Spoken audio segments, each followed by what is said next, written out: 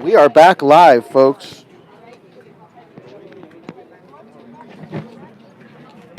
What? We want to apologize once again for the instability of our broadcast today, as our broadcast has gone down for the second time. Aaron Burung, sub adding to the bottom of the line. Okay. Aaron Burung.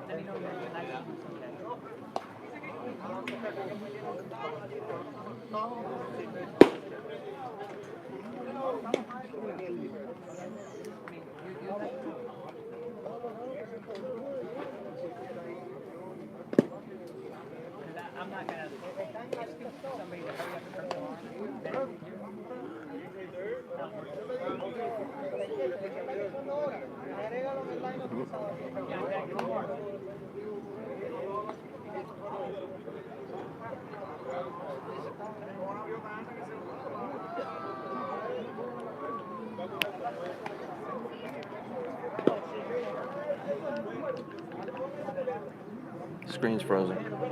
No, Yeah, screen's frozen. it's not. Okay, Mikey P says it is. Not.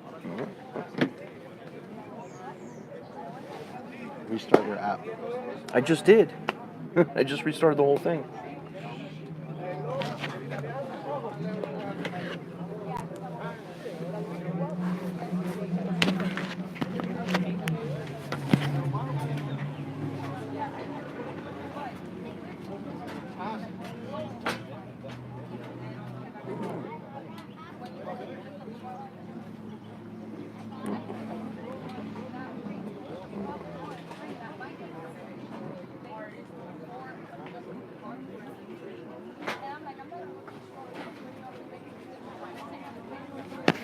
So what a great game this has been so far. As Marlins scored 2 runs in that last inning on a 2-run home run by Chris Ojas. And that ball is roped to right center field, going back, and it is going to be off the wall.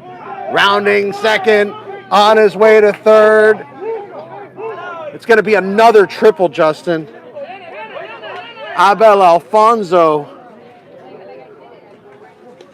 absolutely tattooed that ball to right center field. Boy, can these workers hit, Justin. So far, so good. This has been a spectacular showing from workers.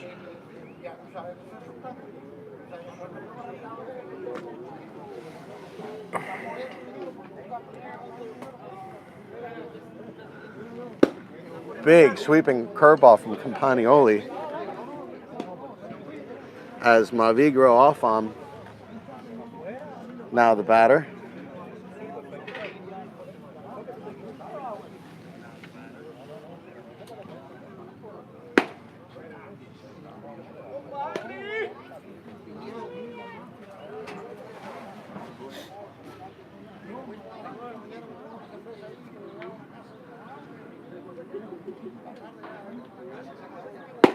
Just missed with that one, low and away.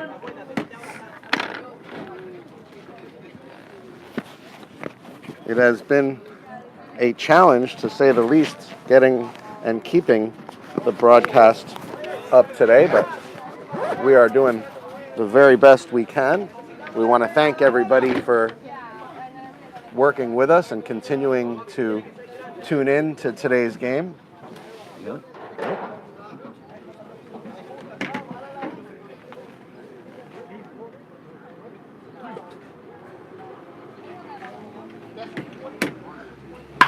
That one hit hard but foul. This entire workers team is hitting the heck out of the ball, Justin. I don't know that we've ever seen a team 1 through 9 hit the ball this hard. We'll see if they can continue it. I mean, yeah, they have a ton of hits already. So the Marlins have been hit hard, but nonetheless, they're tied. Yeah, that is the crazy thing about this game. Big sweeping curveball. He got him swinging. Oh, and he needed that one.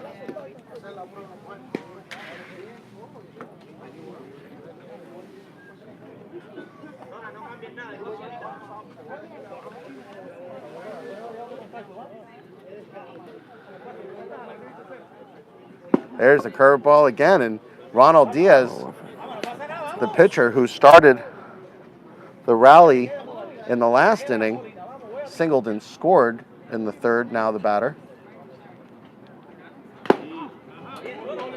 Foul tipped that one for strike 2.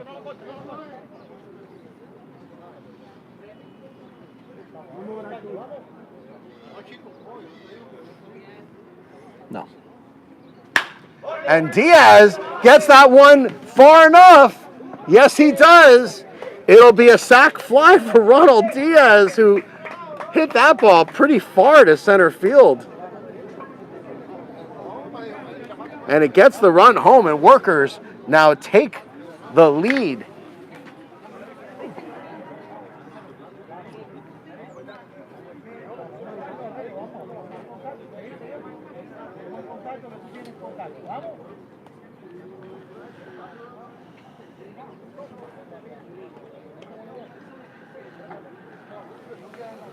Where's your YouTube app?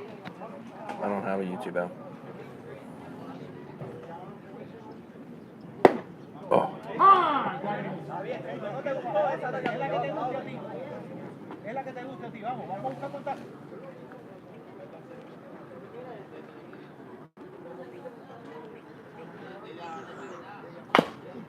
That one pounded into the ground, goes foul.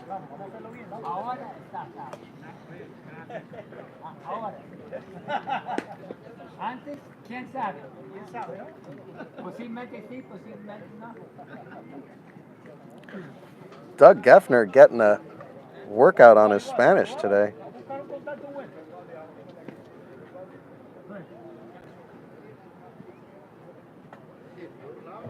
Oh.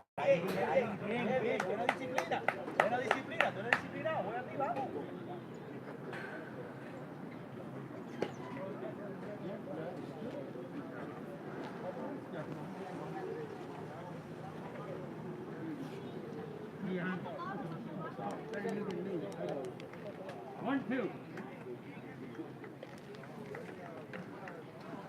Oh, no. He did not offer at it. How do you get this thing? 2-2. So the count 2-2. That one hit hard to left center field, and he makes the catch, so that will do it. But Workers get an important run as the pitcher, Ronald Diaz, is able to push across the go-ahead run with a sacrifice fly, and that will do it.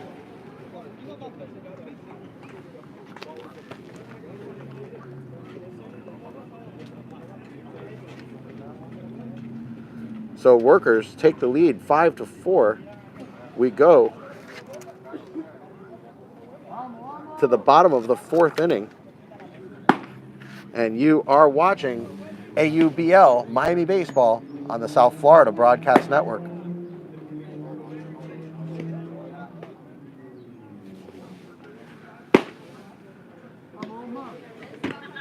On deck, 2 more.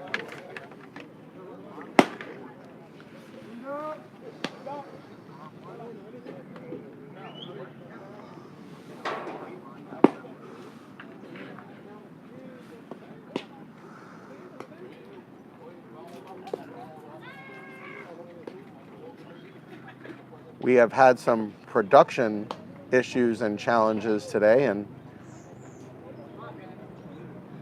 we are hopefully past that now.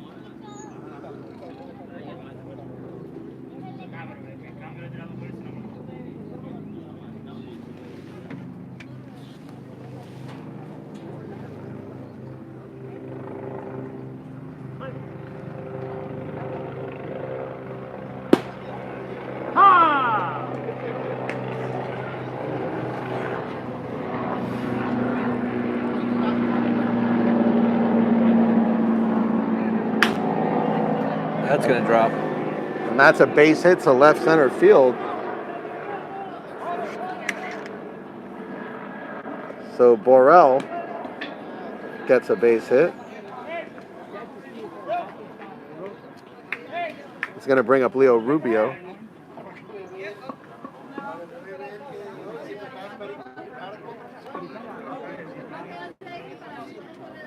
Actually, this looks like the pitcher, so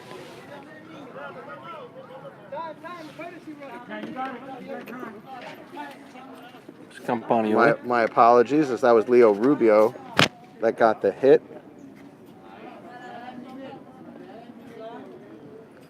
So Campagnoli now will come to hit.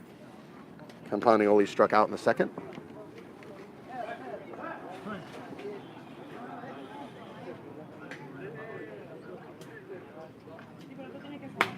That one's right back at us. Straight back at us.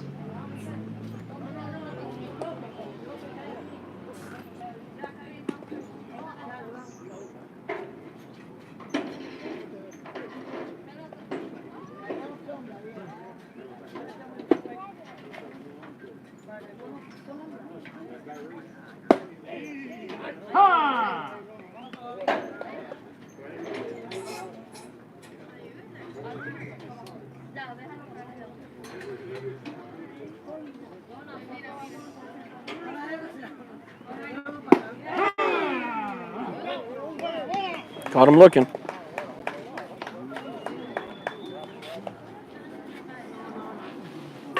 So 1-on-1 out for Abraham Ruiz. Ruiz struck out swinging in the second.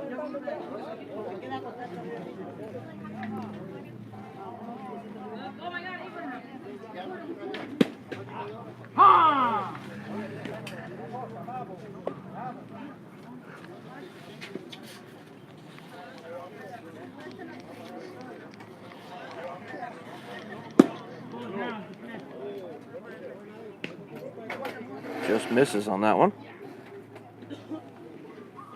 Count 1-1 to Ruiz.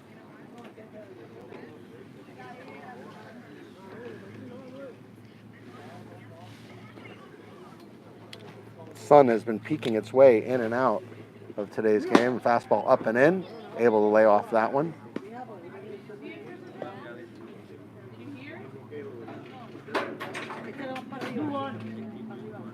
Count 2-1 to Ruiz, looking to help his team here with a situation where they're down a run, and he does get a hold of that one. Going back, and he makes the catch. Ruiz got a good piece of that one to right center field, but unable to get that ball down as Worker's able to navigate that one. And this is a new player at the bottom of the lineup here. It's number 16. Doug, give me the name. Aaron at the bottom. Aaron. Thank you. So Aaron Borno will be added to the bottom of the lineup for the Marlins. Now with 2 outs and a runner on.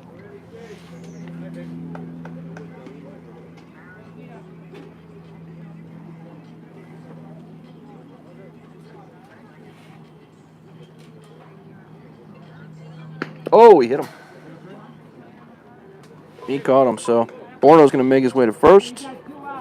That'll shift Rubio over to second. That's one way to come into the game. And then we got 2 on, 2 outs.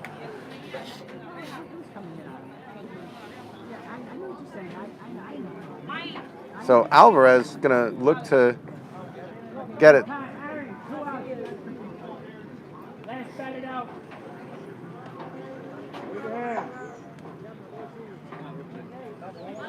Steven Alvarez is going to look to try to push a run across here. Okay, we're having the switch here. The courtesy runner now will happen as Abraham Ruiz, last batted out, will take first base as a courtesy runner. 2 outs with the catcher. Is a mandatory, as Doug Geffner let the Marlins know that is mandatory that he comes off the field with 2 outs. Catcher speed up rule. So Borno's going to come in as the new catcher? Exactly. Just as the name implies, it's mandatory with 2 outs that the catcher come off the field. Otherwise, we got to wait 5 minutes for him to get his gear on in between. Nice slider there from Ronald Diaz. Is with 2 outs and 2 on. It is the leadoff hitter, Steven Alvarez. Yeah, to your point, Justin, it can take a while for a catcher to put gear on. Fastball inside.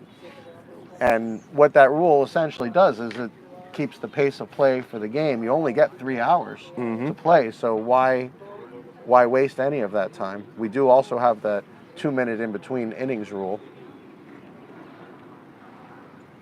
Hit hard down the first baseline, but he makes the play, and that will do it. That'll go 3 unassisted to end the inning. No runs across for the Marlins, and we go to the top of the 5th inning. Workers leading the Marlins 5-4. You are watching AUBL Miami Baseball on the South Florida Broadcast Network.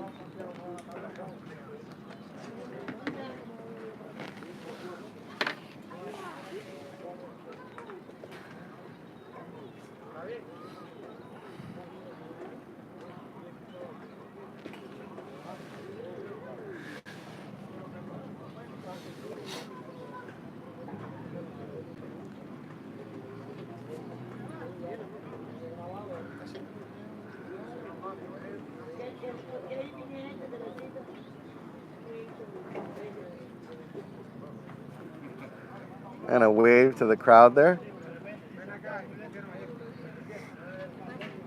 Good audience out here today. Is a lot of people have been texting in and letting us know they're watching. We appreciate that.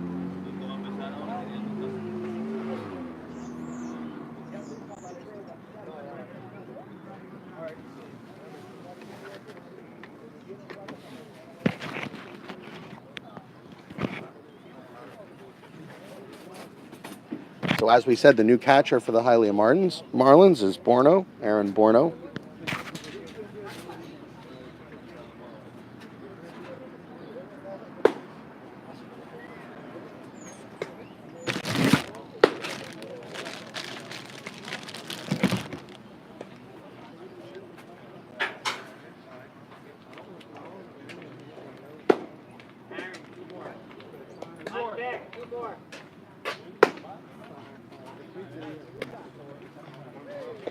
Batteries aren't lasting very long.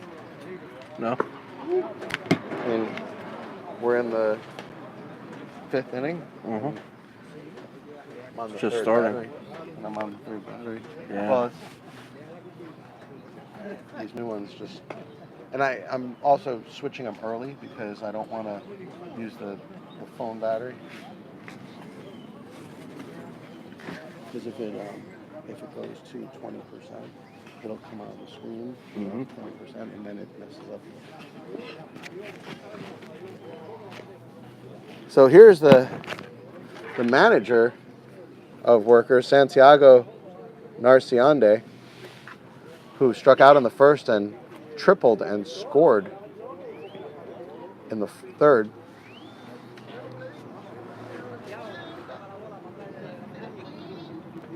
Campanioli's still on the mound for the Marlins. Diaz still on the mound for Workers. That one hit hard but foul. Hit a long way.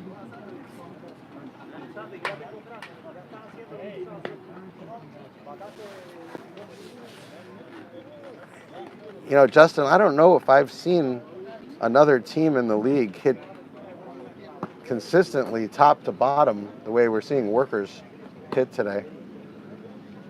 And they're facing a pretty good pitcher here, so it's not like they're doing it against somebody that's just putting the ball up there saying hit it. Campanioli has moved the ball around with good breaking pitches and has thrown strikes. Struck out 5 batters in the first 2 innings. I mean, we're not talking about a bad pitcher here. That one gets Doug Geffner in the nethers. See, he's tough as nails. That shot would have put most of us down for several minutes. And he's going to power right through it and continue. Breathing heavily. Yeah, if we're breathing at all.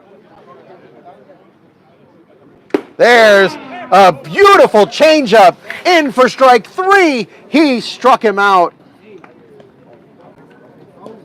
That was a no-doubter, Justin, as Narciande looked back at Doug Geffner, and Doug Geffner should be shrugging his shoulders and say, why are you looking at me? That's right down the middle. That was in the middle of the middle of the middle of K-zone. Well, here's Prieto, followed by Avila, and both of these guys are 2 for 2 on the day. Popped up, coming right at us, Justin. Nope. It is coming right at the pitcher because it hit the netting as it would have been coming right at us.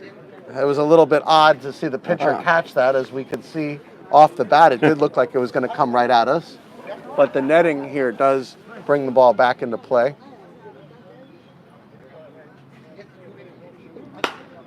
Another off-speed pitch. Again, fouled away.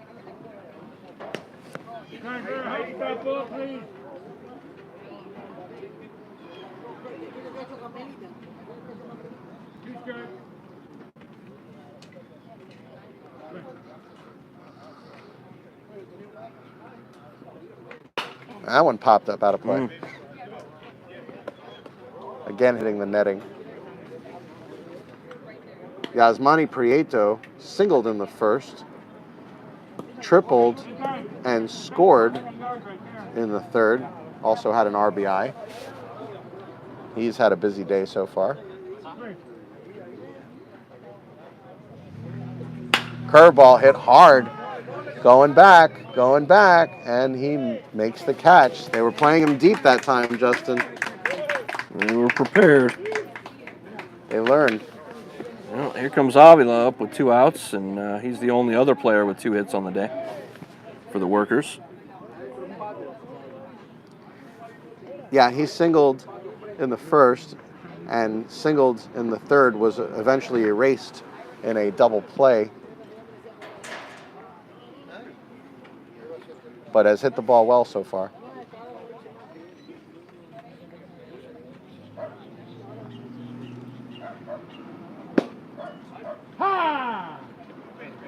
Fastball on the outside part of the plate. Count 1-0.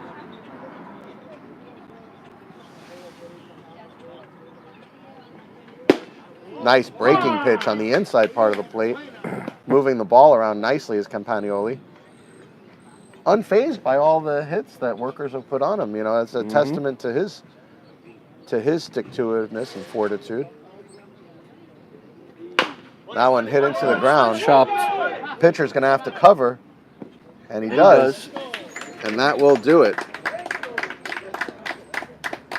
That'll go 3-1 in your scorebook. And that is the end of the top half of the 5th inning. No runs across. Marlins continuing to trail Workers 5-4. The Marlins put up 2 runs in the first and 2 runs in the third. Workers put up 4 runs in the third and 1 run in the fourth. And that is how we got where we got. And it is anybody's ball game, Justin. And it is going exactly as we expected. At the onset of this game. Well, no, not necessarily true. I don't think either of us saw an inside the park home run coming.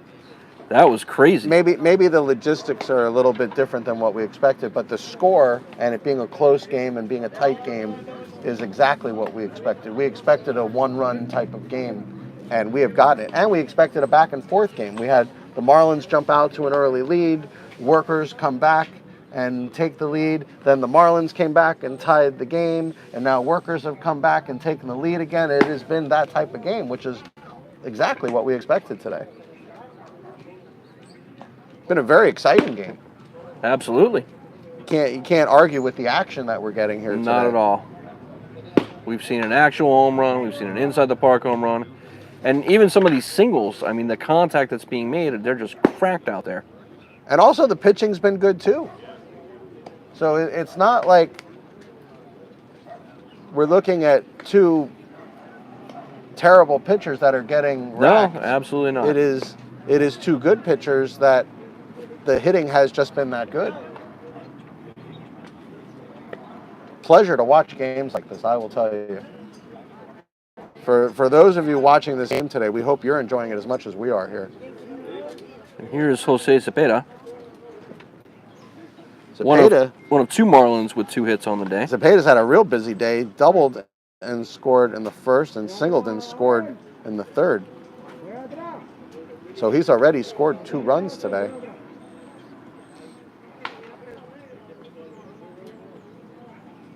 And that one is hit to left field, but it was off the end of the bat, and it gets down for a hit. And it gets by the left fielder, so that'll go as a single and an error. Cepeda with his 3rd hit of the day. Had the left fielder played that ball cleanly, he would have held Cepeda at first to just a single, but... Well, here's the guy with the shot of the day so far. Chris Ojas. Who we were trying to figure out how to pronounce his name before the game started. And when I saw him in the dugout after he hit his home run, I said, we know how to pronounce your name now. He just wanted to drive that point home, I guess you could say. Slider in for a strike. Well, I said to him, I said, you should be saying to us right now, say my name. Say my name. like Muhammad Ali with Sonny Liston, right? Wasn't that the famous say my name? I believe so. Look at that pitch. Boy, he dropped down almost sidearm and threw a slurve at him. How are you supposed to hit that?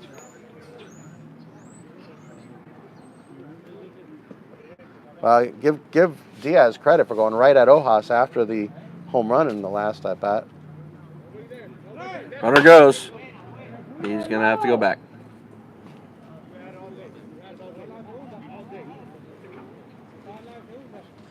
Yeah, that could be an Ali reference or a Heisenberg reference, actually.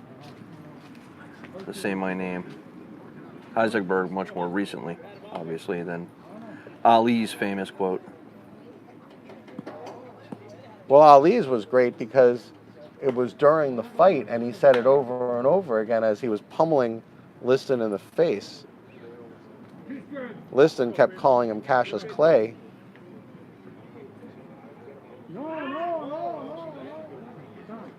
And Muhammad Ali had just changed his name and wanted to be recognized as such, as Muhammad Ali, and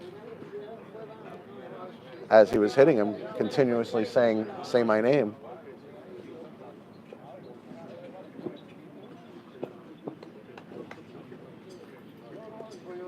Best talker in the history of professional sports. I don't think anybody would ever question that. No, to Muhammad this point, Ali. no question about it. And there's been some big talkers, but none of them measured up to him. That one's popped up. Center fielder has to come way in. It's going to be a hard for play. this. Center fielder comes in to make the play. It stayed up long enough. You know, it's too bad that stolen base was taken back because that may have scored the tying run right there. Here's Max Gonzi. He had a nice double in the second. Even though it wasn't that deep, that And may third. have been deep enough to score the runner at third had the runner made it to third on that stolen base.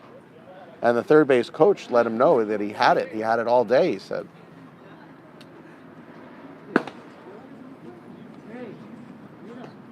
Diaz a little reckless with that slider there.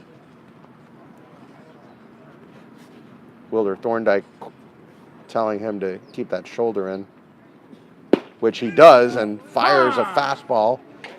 Nice movement on that two-seam fastball, and Wilder Thorndike now making a pitcher's motion at Ronald Diaz. Not sure what that one was. That one missed. 2-1.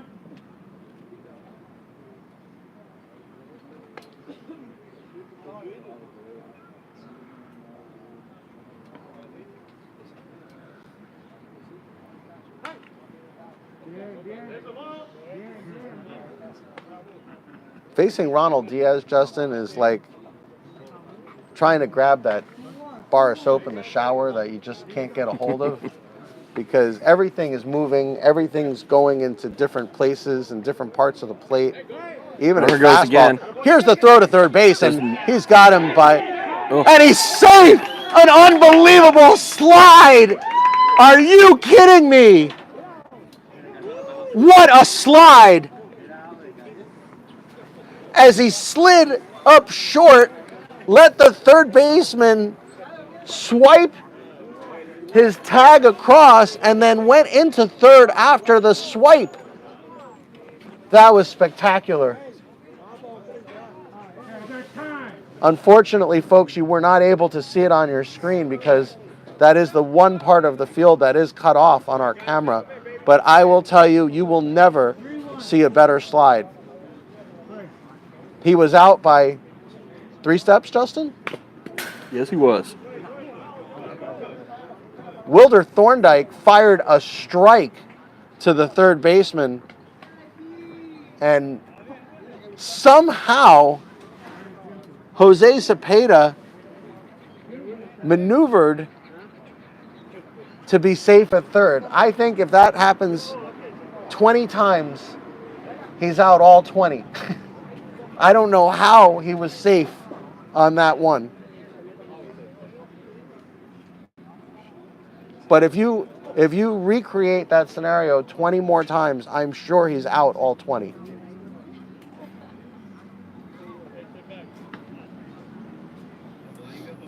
Wilder Thorndike getting a chance to regroup after that foul tip off of his body. Hit hard, but foul down the left field line. Only one out here, Justin, so a myriad of ways for Cepeda to score. And try to tie this one up. He's also now 3 for 3 on the day, Cepeda. That's Gonzi impressive. had an RBI double back in the third. Flew out to right field in the first, 1 for 2 on the day. Fastball, check swing. And that is the second out. It's a huge out.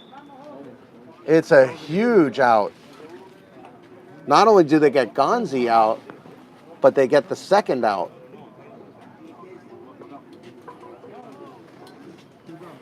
Yep. So Jose Marte doubled with an RBI in the first, grounded to third in the third. There's the curveball. Swung on and missed. Yeah, no RBI for him. He hit. He knocked him in. No. Oh.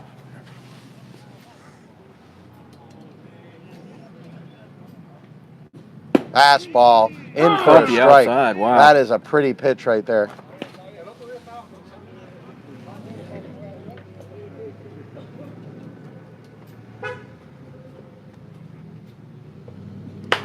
That one Gets a is piece of clocked, that. but foul. That hits the netting. And that's the one thing Ronald Diaz will do to you is he'll throw all these sliders and curveballs and then he'll just paint with his fastball, barely touching the black of the outside part of the plate.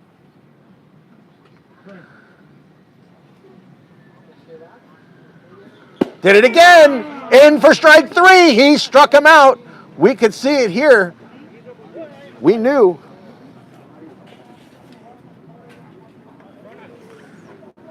That is a great pitch from Ronald Diaz, and they hold the threat as the runner at third with 1 out does not score, and that was the tying run.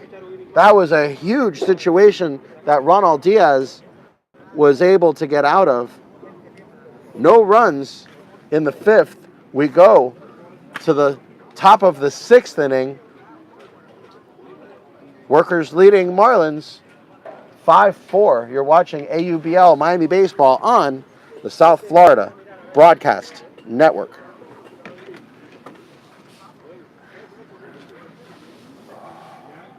And we're doing pretty good here time-wise, Justin, because it is now 11:48. As both these teams moving the game along pretty well, as if this game does have the opportunity to go to extra innings, at least we'll be able to. Mm-hmm. which we did see last night.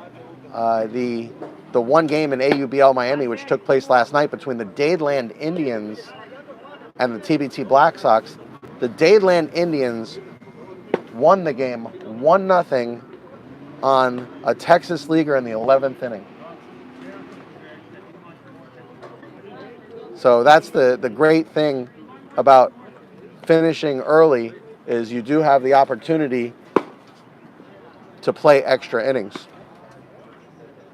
And congratulations goes out to the Dadeland Indians, who remain undefeated this season, and we'll see where things go for them, as they have been an upstart team this season after defeating the Dade Diamondbacks last week 10-8 in a thriller.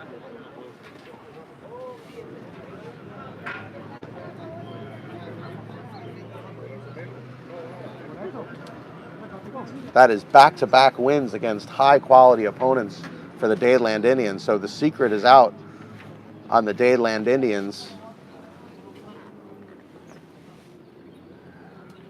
Another team that's done very well so far is Los Dodgers, and we'll see how they do against a quality opponent today. Big sweeping curveball left up high for a ball as Campagnoli now starts his 6th inning of work. Justin, we were talking about taking him out back in the 3rd inning. Absolutely. When he was getting popped in the 3rd, he But he those settled 5 down, hits. too. Oh, absolutely. Yeah, he's given up 1 hit since. So, yeah, I'd say he's definitely settled down. It has been a very, very entertaining game today. Hit hard up the middle for a base hit. Wilder Thorndike absolutely hammered that ball to center field.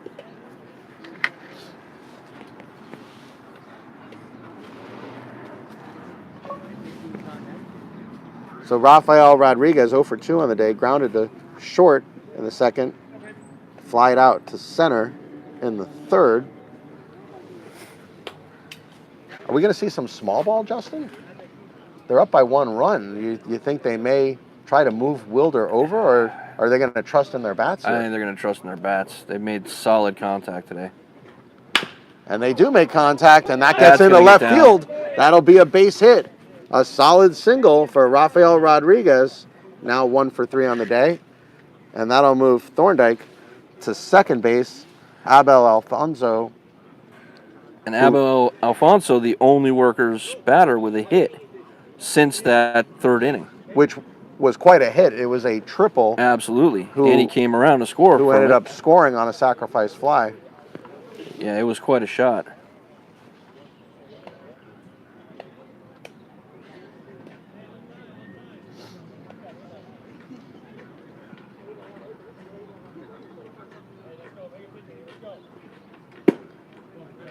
Off-speed offering up and out to Alfonso.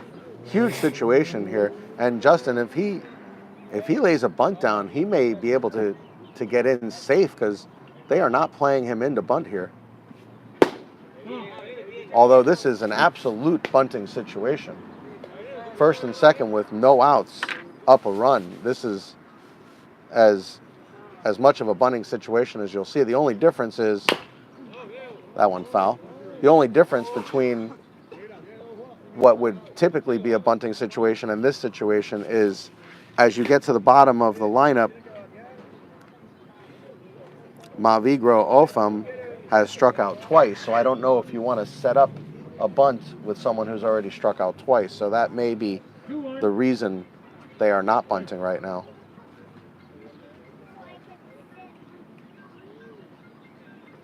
Curveball.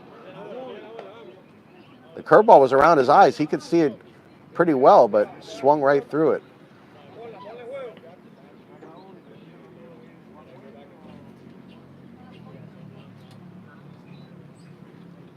Hit hard, and that'll be a base hit up the middle.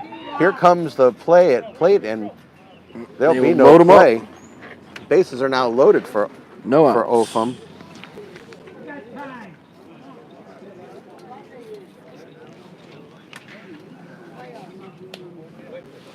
Time's been called. Play's Hard. going to be cleared. Hard from our vantage point to see that ball get through the infield, which is why I delayed actually calling that a hit.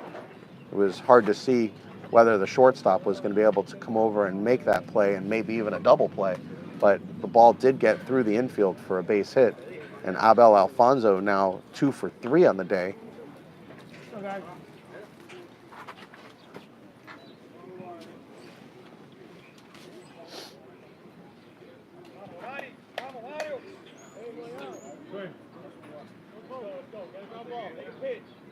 Oh, Big swing at that curveball. swung on a Saturday, and the pitch didn't come through till Sunday. Maybe even Monday. So way ahead on that one. We'll see if he can get his timing a little better here. No, he cannot. He's been swinging out of the zone, Justin. I mean, that's one of the reasons he's already struck out twice. Is his plate discipline has not been there. Yeah, not today. If you're looking from the Marlin perspective here, you don't throw him a strike. You throw him an off-speed pitch. Oh, no. off Nowhere the near the plate. zone. Nowhere near the zone. And that's exactly what they did. Well, he was able to lay off of that one. Well, I think he knew it was coming. I think there was just a flat guess, like there's no way he's going to throw me a strike here. Just like we guessed. But now, he's got to be honest. And he does. And he swings and misses. He struck him out.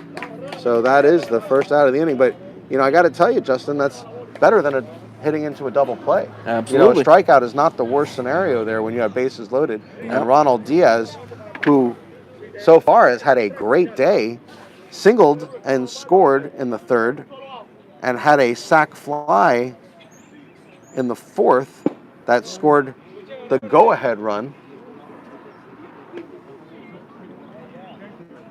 So he is 1 for 1 with a sac fly. He has scored a run and also has an RBI. So big day so far for the pitcher for Workers, Ronald Diaz. And he looks to bunt, but I can't imagine that he would actually try to lay that down, Justin. You got all you do is step on home. That's the easiest. You know, that's almost giving an out away. Right.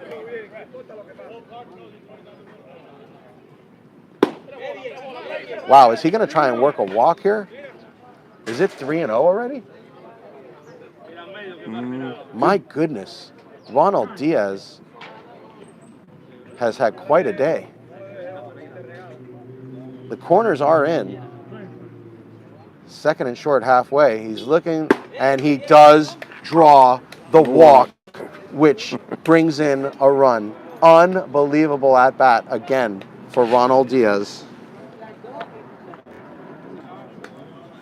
Another RBI. Diaz has the last 2 RBIs. And this for guy Workers. can clear the bases. Elier Sanchez stepping back up. Who hit the inside the park home run back in the third.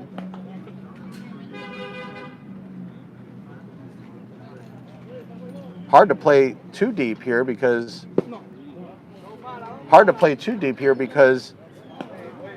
any fly ball in the outfield is going to score another run. So you got to be careful not to play too deep. But on the other hand, he hit it over the outfielder's head last time for an inside the park home run. Right. And he hits that one up the middle, off the pitcher's glove, and this is going to be an infield hit. No, it's not! What a play! The shortstop gloved the ball from behind to somehow get an out. It does score a run on a fielder's choice, but the Marlins somehow are able to navigate an out of that. That was unbelievable.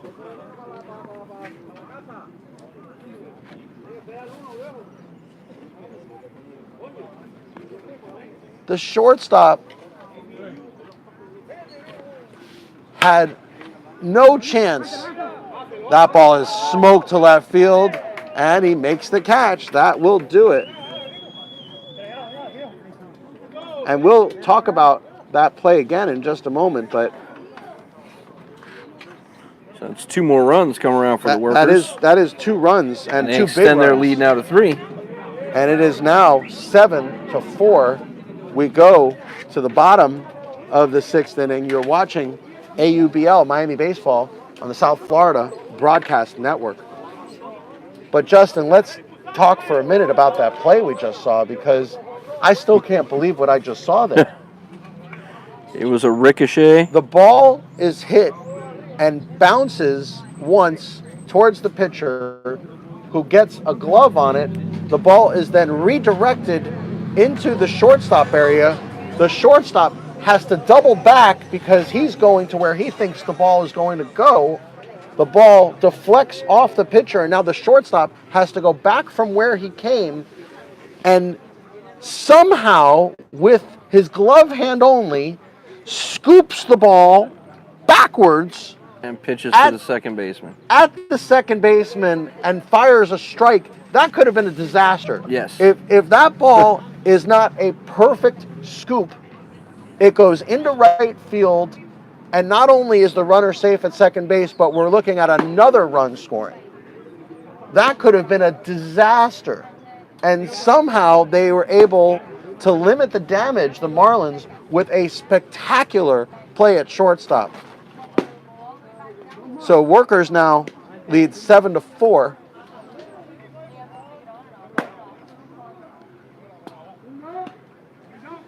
Unbelievable.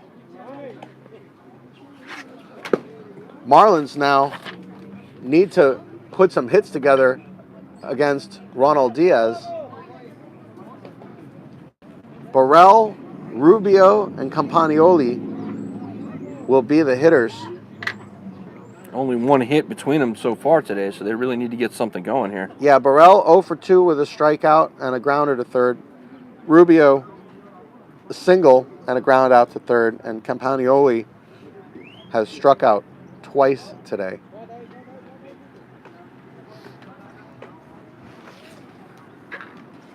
So Burrell's going to start this off for the Marlins.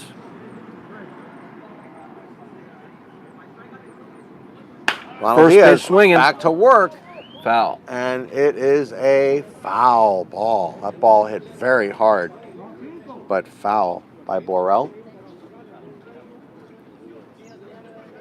Burrell, a shrug of the shoulders as if to say, not bad. Should have been fair.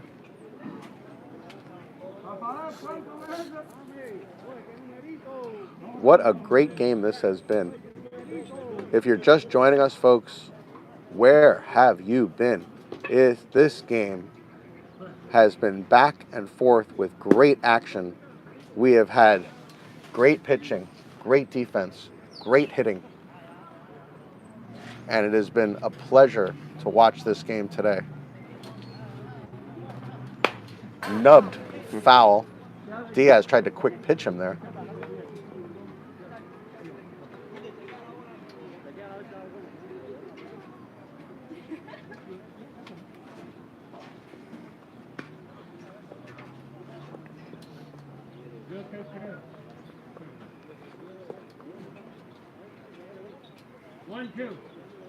The count, 1-2 to Burrell. Did he go? Yes, he did.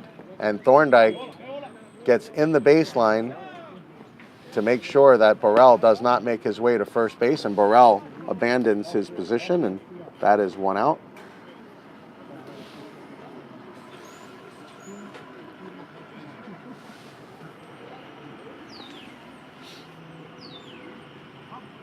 Ronald Diaz has looked pretty sharp ever since giving up that home run, Justin. He absolutely has.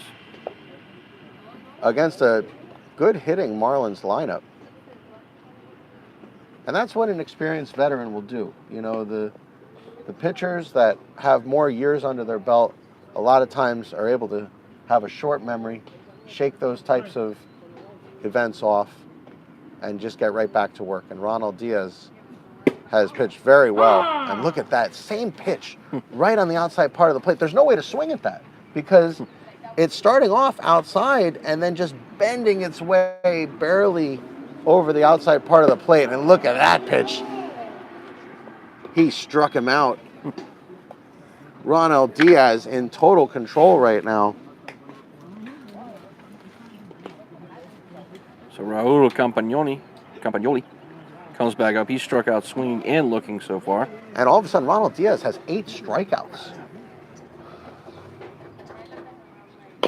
And that's nubbed in front of home plate. Thorndike catches it fair and makes the out. So that will do it. It'll go 2-3, and that will do it. Marlins running out of opportunities here. Well, they went down in order. That's the one thing you can't do after the Workers put up another 2 runs there to take a 3-run lead. The one thing you don't want to do is let them keep that momentum. You got to take that momentum back somehow. Right. And they really blew an opportunity to get momentum back there as Ronald Diaz strikes out 2 batters and a weak grounder in front of home plate. So we go to the bottom, the top of the 7th inning. And a new pitcher for the Hialeah Marlins. That's Steven Alvarez, Jay. Steven Alvarez. So the leadoff hitter, Steven Alvarez, now will take over on the mound, and we'll see how he looks. Seems to have some good velocity.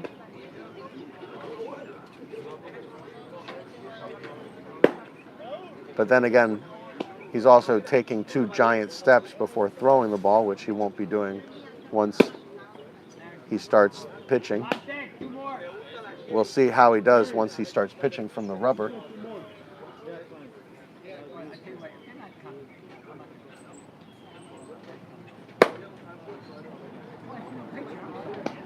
Yeah, new pitcher, Doug. We got it. We got it.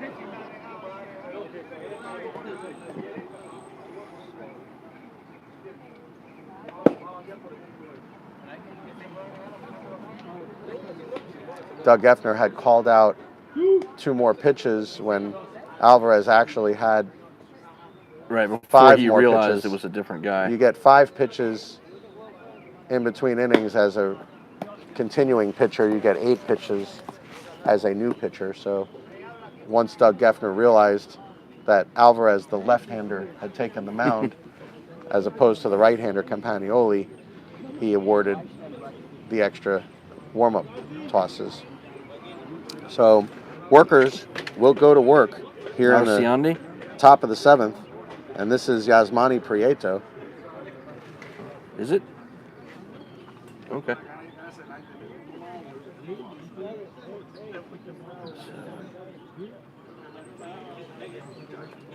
I don't know.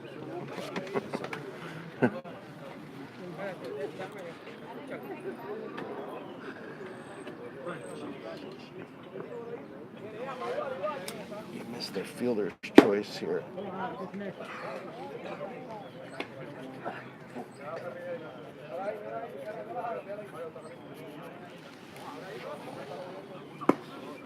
So Alvarez working quickly, but not able to find the strike zone. Working very fast. Foul straight back.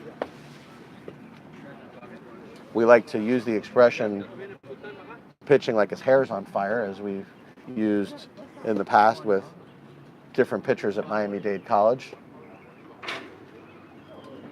Speaking of which, Justin, we are about to embark on a 10-game Miami-Dade College contract. South Florida Broadcast Network will be broadcasting 6 Miami-Dade College baseball games and 4 Miami-Dade College softball games coming up in February, in late February, and going through late March.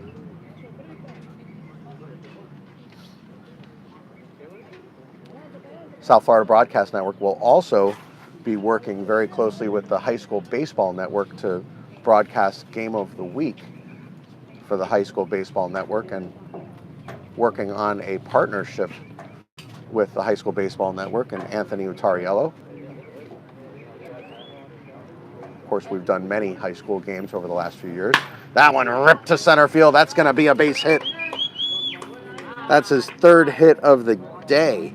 Yasmani Prieto on fire.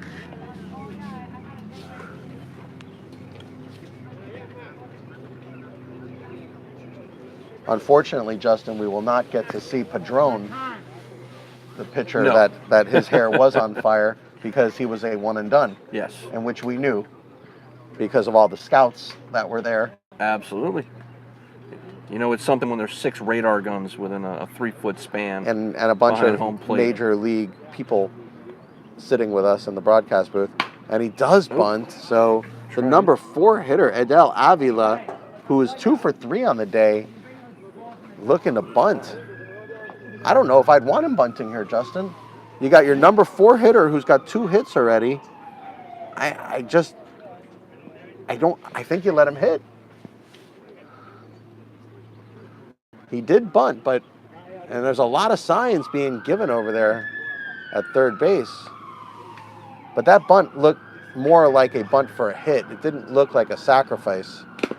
Yeah, that was a bunt for a hit. That was not a sacrifice. Because had it been a sacrifice, he would have been bunting again.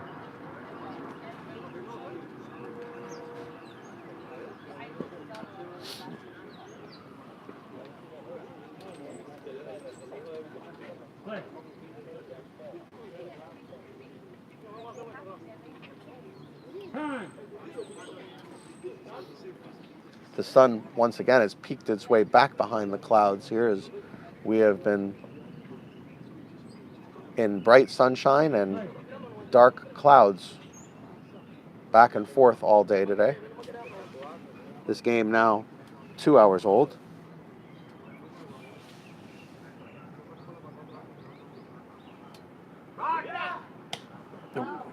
Checks the runner first, so Prieto gets back quickly.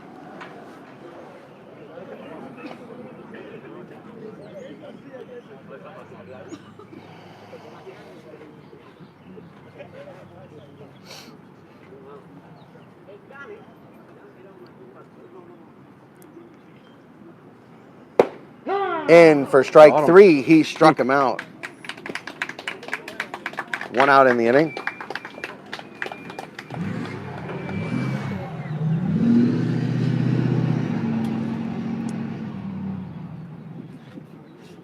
So Wilder Thorndike steps back up to the plate. He had a single in the 6th and came around to score.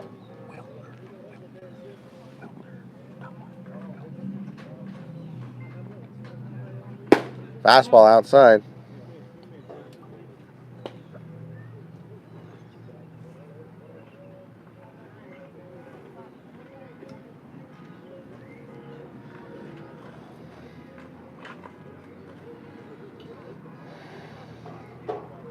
Runner goes, and again Thorndike with a base hit up the middle. That is a perfect hit and run. Absolutely perfect.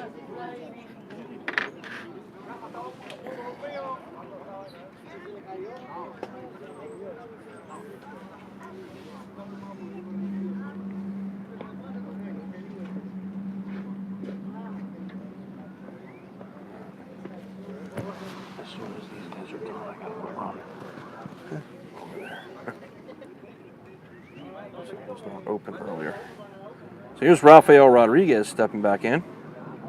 He had a single as well and came around to score in the 6th.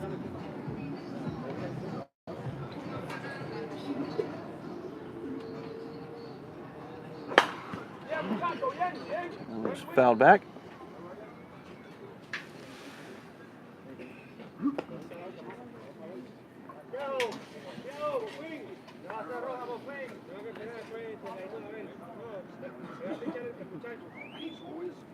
Oh, and 1 the count to Rodriguez.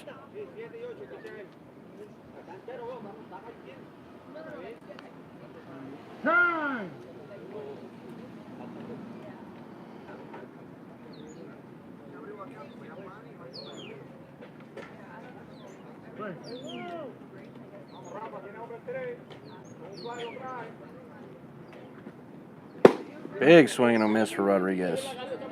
0-2 the count now. Alvarez trying to stem the bleeding here. 1 out and 2 on.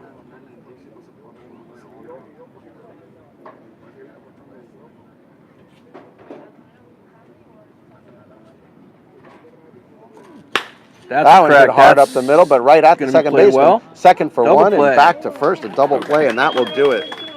scored 6-3. So no runs across for the Workers that inning, although they did threaten. They left a runner at third stranded.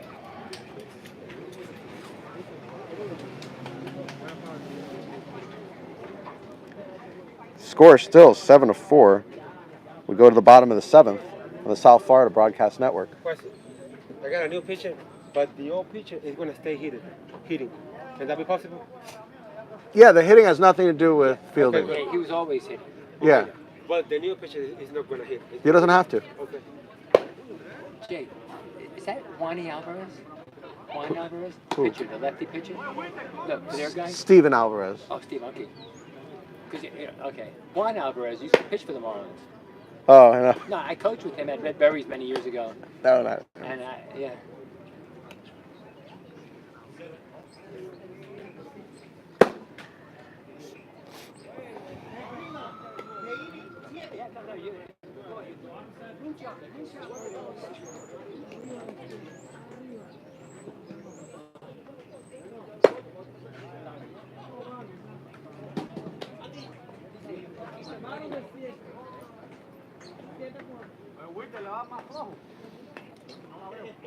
We go to the bottom of the seventh. Still 7-4.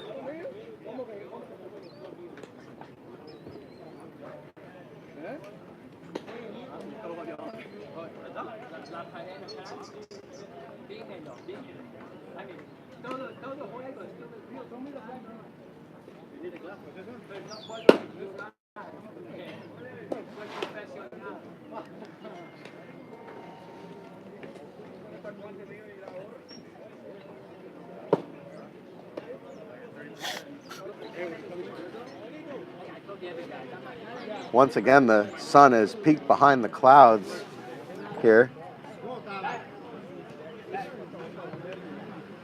making it a little difficult on our broadcast, as it has gotten very, very dark on our screen.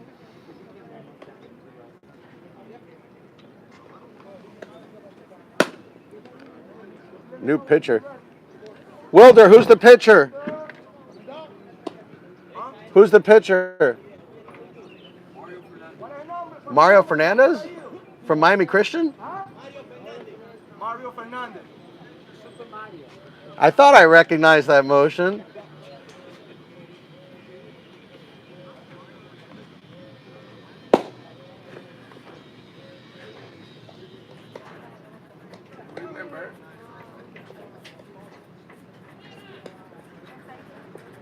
You didn't think you'd be seeing me again.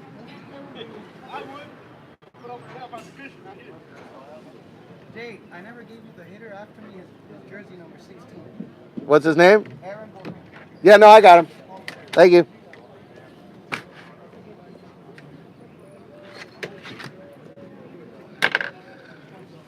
So the hard-throwing, tall right-handed pitcher, Mario Fernandez, who we have done many of his games, now takes the mound for Workers and fires a fastball to start off that is fouled straight back by Abraham Ruiz. This may be Fernandez's first action against adults.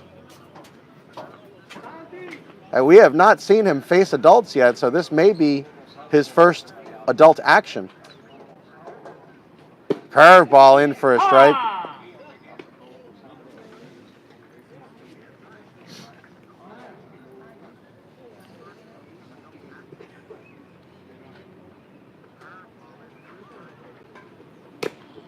That one gets away.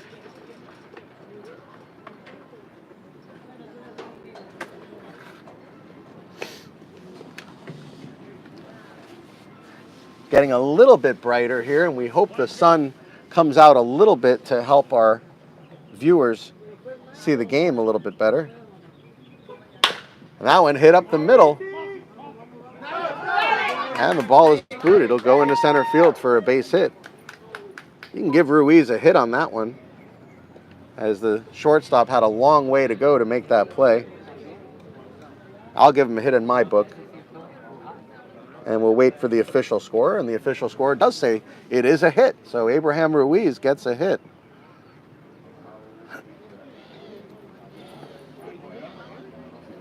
Mario Fernandez was rudely greeted to adult baseball by Abraham Ruiz. Curveball in for a strike. So this is the additional hitter, Aaron Borno, who was hit by a pitch in his first at-bat and was almost hit by that one.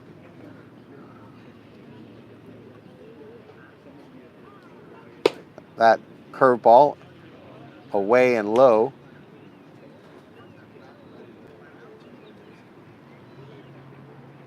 Working on the far, far left side of the rubber is Fernandez, and that one gets away.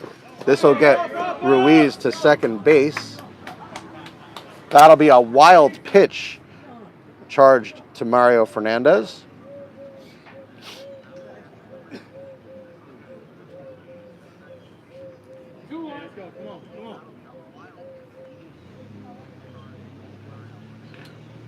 And that one also low is Wilder Thorndike showing him his release point there.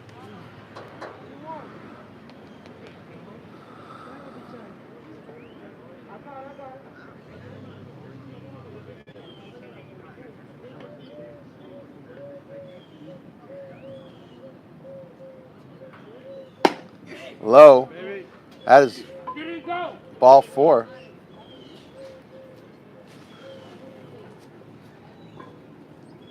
And that's the one thing you don't want to do as a young pitcher is start walking people. So this will bring up the leadoff hitter and the current pitcher for the Marlins, Steven Alvarez, who now finds himself in the catbird seat with 2 on and no outs. And he becomes the tying run. Remember, folks, it is 7-4. We are in the bottom of the 7th inning.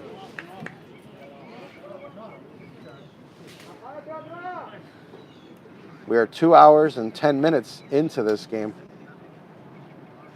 That one into left center field. This is going to get down for a base hit. Ruiz rounding third. Is he going to try and score? Yes, he is.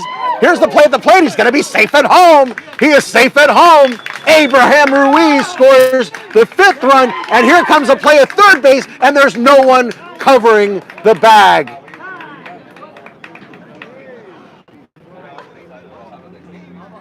A mental breakdown by Workers after a sharp single into left center field for an RBI hit.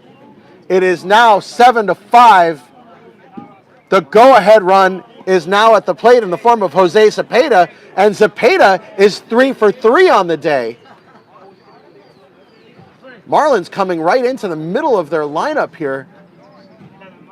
That one almost hit him up and in. A little chin music there from Mario Fernandez, and Fernandez now finds himself in some trouble. Popped up, out of play. Ooh, as it hits a car.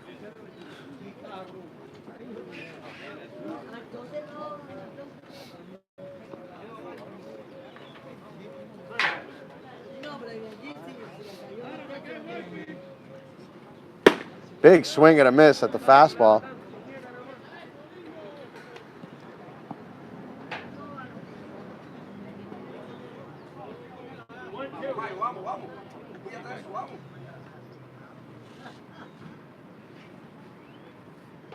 Curveball in for strike 3. He struck him out. And that is the first out of the inning.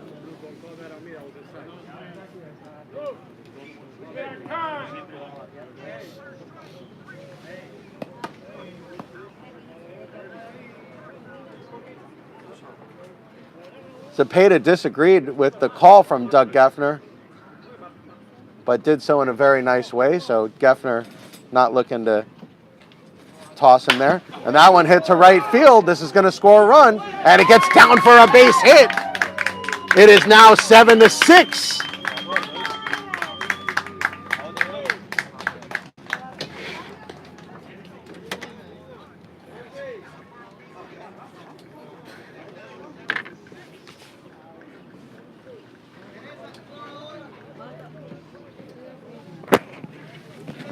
Only 1 out here in the bottom of the 7th inning, and the Marlins still have some bingo going. They runners at first and second, and Gonzi now coming to hit. He's 1 for 3 on the day, doubled, and had an RBI back in the third. Definitely not the hitter you want to be facing here with the momentum squarely on the Marlins. We welcome back our broadcaster, Justin Bresner. As a lot's happened since you left here, Justin. Yeah, it's a trek to the facilities here, unfortunately, on the opposite corner from where we are. So it takes a little while to get around. But as I can see, we've had at least 1, 2, 3, 4, 5 batters prior to Gonzi. 2 runs have already scored, and Justin, you may recognize this pitcher. Inside, the pitcher is Mario Fernandez from Miami Christian, who we have seen many, many times. Yes, we have. Under the tutelage of Chris Quadra and the former state champions, Miami Christian.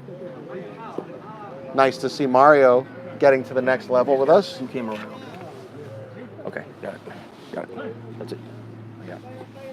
Some of Mario's fans over to the right of us. Curveball in for a strike. Beautiful looking curveball from Fernandez.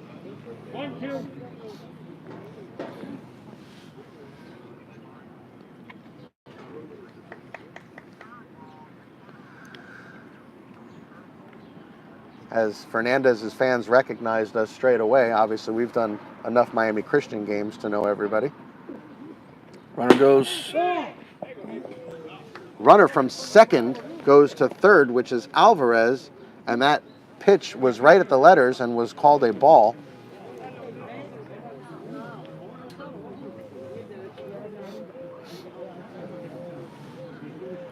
It's a big stolen base there, Justin. With only Yes, it one is. out, now Gonzi can get him home. And tie the game. Anything to the outfield is going to tie the game here. Runner goes. Popped up, out of play. I'll have to go back. So another steal attempt.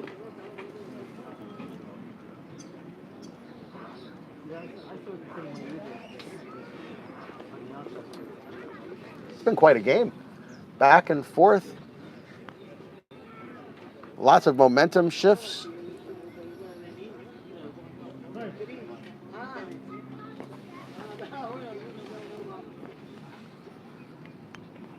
That one hit out of play again.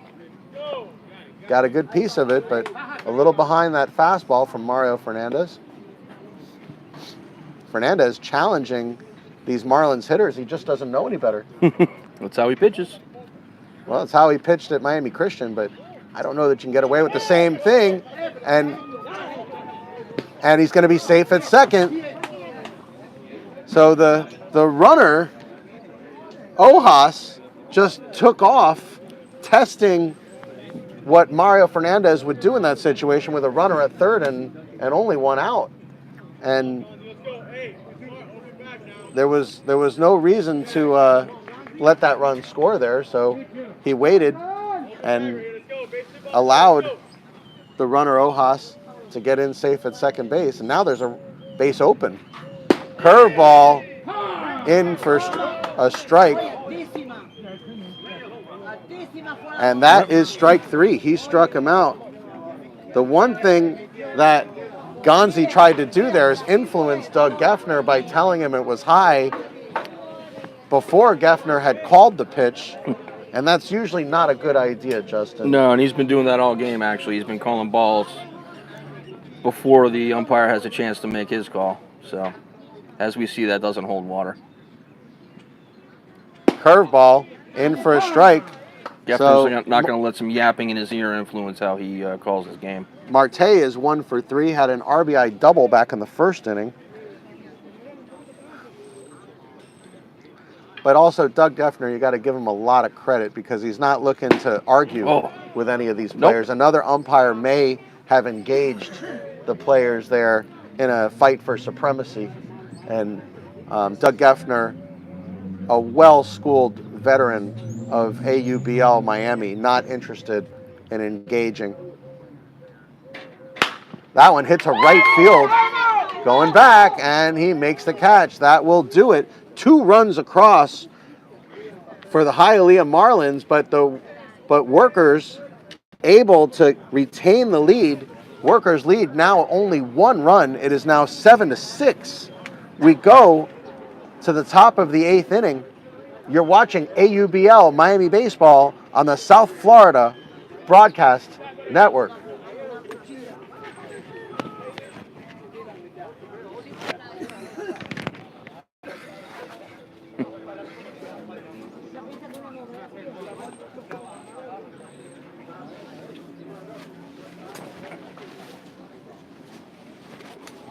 A little different than high school.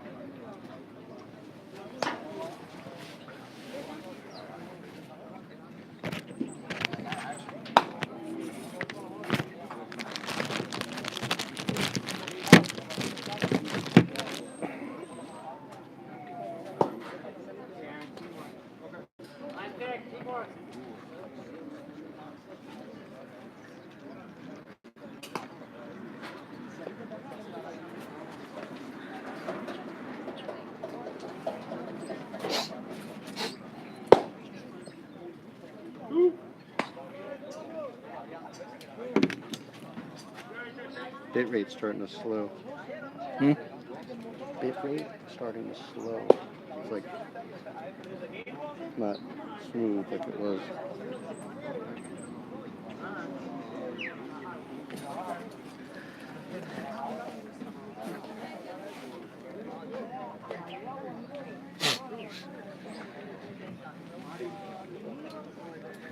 Well, Justin, one thing that inning did, several things it did, but one thing of importance other than the fact that 2 runs were scored is it took a while. And we all of a sudden find ourselves only 40 minutes left in this game. Yeah, it's also with the pitching changes and the extra time. Yeah, it's a combination because literally we had plenty of time just a few minutes ago. Right. And that was a long inning as well. I keep bringing up time each inning so that everybody can understand how easy it is to lose time in a baseball game. Alvarez misses.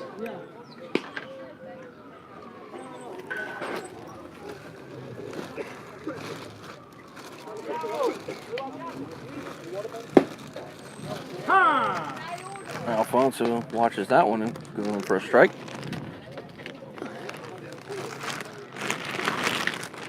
Alfonso 2 for 3 on the day. Watches that one stay low and outside. 2-1 the count.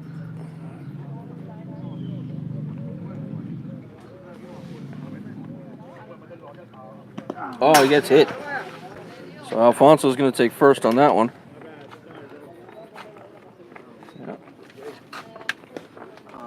Question. The pitch when they get out, they can still in the lineup. What's that? The pitcher can still in the lineup. Yeah. Remember, hitting and pitching and hitting and fielding have nothing to do with each other. Okay, so can still in the bottom and the lineup. Yes, yes. Okay, so here comes Ofam. 3 strikeouts on the day. See if he can get something going. Got to be a little more selective. Watches that one in for a strike.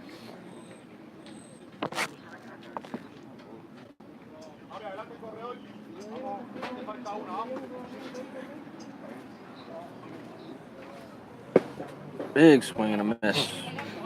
0-2.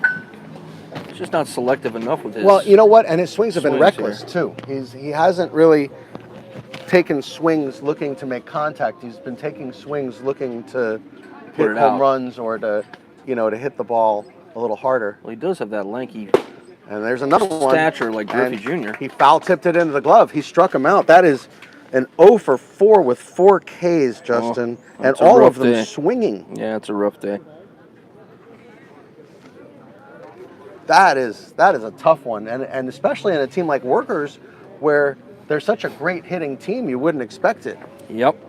Well, we've all had those days.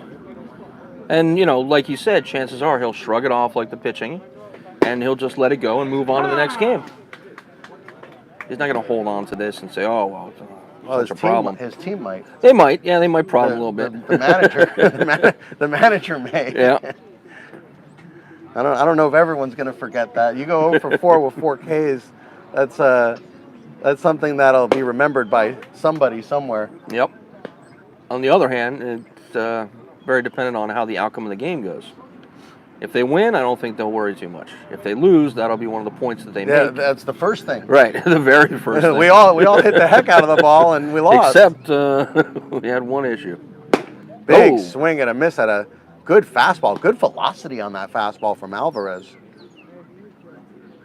And good movement, too. He's got that tail on his fastball that we always see from the lefties.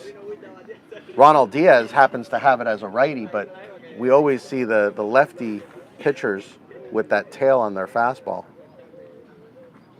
And he threw it again. Oh. And it is fouled straight back off of the screen.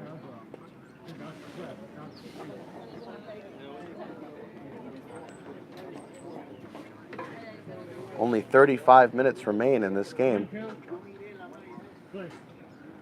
One out, one on for Diaz.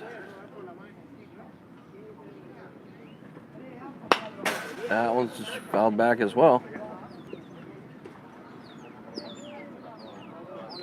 Diaz is a scrappy hitter as a pitcher. Well, we saw him pretty much stand there and earn the walk. He's had a very in the sixth interesting inning. day. He has had a very, very interesting day. He looked like he didn't want to hit in the third inning and ended up singling and scoring. He then comes up in an RBI situation and actually gets a sac fly to center field to take the lead when the game was tied. Runner goes. Big swing and a miss. He struck him out. Here's the throw to second base. He's going to be safe at second. So they do advance a base on the strikeout. It's a productive strikeout if there is such a thing. And then, there is. And then in his third at-bat, he draws a walk with the bases loaded. Yes. That was unbelievable at-bat. So that's the first at-bat that Diaz really hasn't had much production. And even then, they're able to get an extra base. The runner over to second. He's had a very productive day, just basically standing at the plate and making the pitcher throw to him. This is going to take us back to the top. Elier Sanchez, inside the park home run in the third inning. Fielder's choice in the sixth. Yeah, other than that inside the park home run, he really hasn't done much. But that was quite a shot. It was memorable, to say the least. And he's not a big guy. So for him to put it, pretty much to the fence in center or left center, that's a lot of power this kid's swinging in that bat. Well, here at Walker Park, it's a little bit different scenario because it's about 520 feet to center field. Not like what we're accustomed to seeing at most of the other places. And that one hit hard, but right at the second baseman. This should do it. Up and over to first. He got him, and that will do it. No runs across for Workers, and I think he broke his bat. We'll see as they check it. So we go to the bottom of the eighth inning. Workers continuing to lead the Marlins by the slimmest of margins, 7-6. Mario Fernandez, the ace pitcher for Miami Christian in 2018 and 2017, as we of course we broadcast games for Miami Christian, so we're well familiar with Mario, is now pitching in AUBL Miami, and I will tell you, Justin, he is not having the same success that we saw him have at Miami Christian. Not yet. I'm sure there's an adjustment period that he'll need. His first inning, he gave up 2 runs. The pitcher runner that was pitching before is going to go to the left field. You don't have to tell anybody that. And for for fielding, you don't have to say anything. Okay. So a little confusion there, but now he'll know.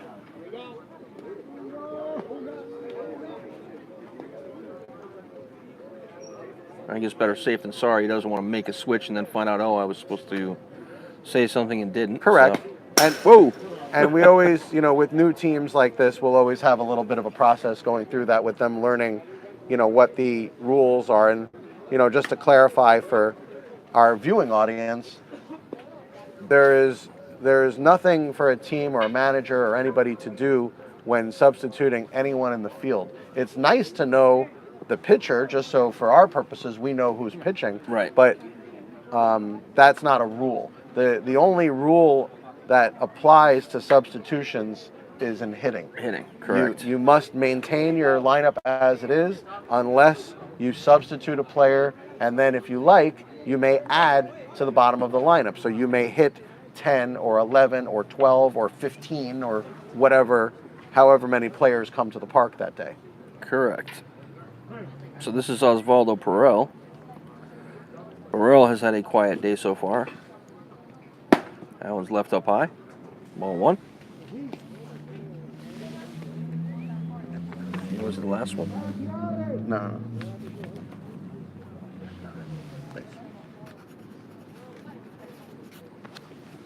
Big swing at that one. Ooh.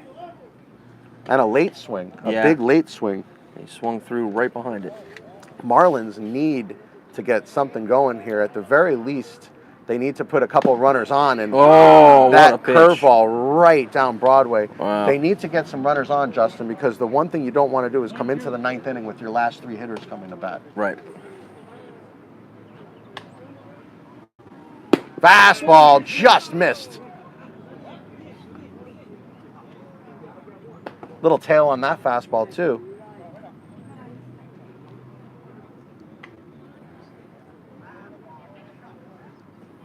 And that one in for strike three. Oh. He struck him out. Looked like the same location as the pitch prior. Might even been a little further outside, but you can't keep taking those pitches. The moral of the story as a hitter is with two strikes, you have to expand your zone a little bit. I tell all of my hitters that. Well, here comes Leo Rubio. Curveball missed. He's 1 for 3 on the day so far. Yeah, they're going to need one of the next two hitters or two of the next three hitters to get on base here. He's grounded into the ground. Because what's going to happen, Justin, is you're gonna find yourself, if you go down 1-2-3 this inning, you're going to find yourself going 9-10-1 in the ninth inning. Yes. Which is not ideal. They really want to get. It's a 2, 3, 4. Especially Zepeda, the way he's been hitting today, you want to make sure he gets another at-bat. Right. That's really, I think, what this is about right now, is making sure Zepeda gets another at-bat. Curveball up high. Didn't fall for him.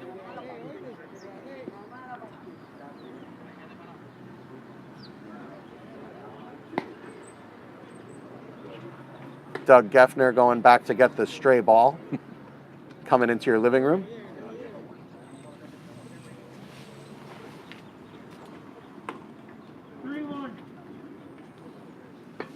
It's an important pitch here, Jay. Big swing. Now we got a full count. Able to throw a strike there, and that was important. Yeah, full count. And it looks like there's another pitcher warming up for Workers, so It does. I don't know. I believe that's our 0 for 4 guy, Jay. No, up high. That is ball 4. That's a huge walk right there. That is a huge walk for the Marlins and a huge walk against Workers. Because we always say a walk is a run. A walk is a run. We can't say it enough. I'm going to say the guy warming up. Yes, it is Ofam. It is number 30. Well, that would So- explain the 0 for 4 with 4 Ks. Yeah, not doing well at the plate, but hey, he could come out. He could come in and be lights out as a pitcher. There's a pigeon that has landed on the field. We don't want a Randy Johnson incident, so we'll give it a second to get out of here. For those of you not old enough to know what that means, Randy Johnson threw a 100-mile-an-hour pitch and actually hit a bird and exploded it in midair.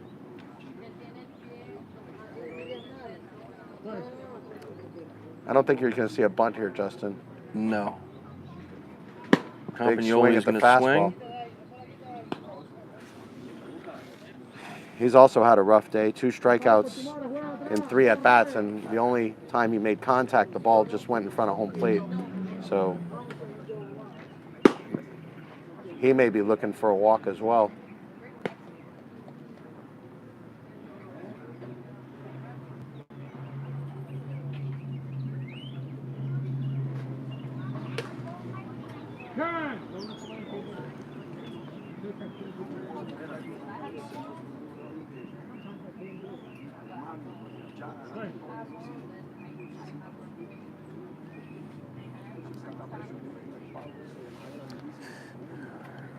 Big swing at that fastball. That fastball was right down the pipe there.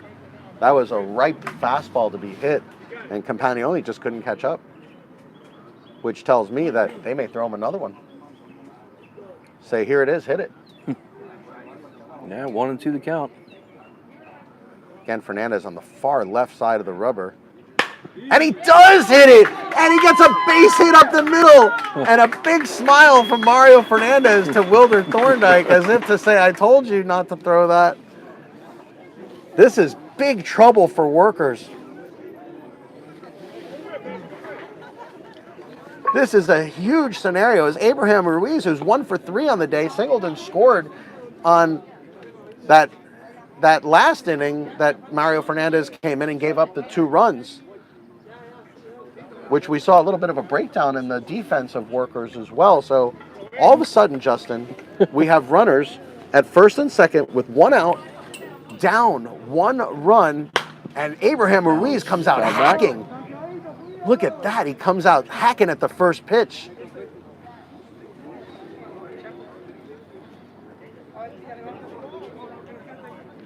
Mario Fernandez has faced 10 batters,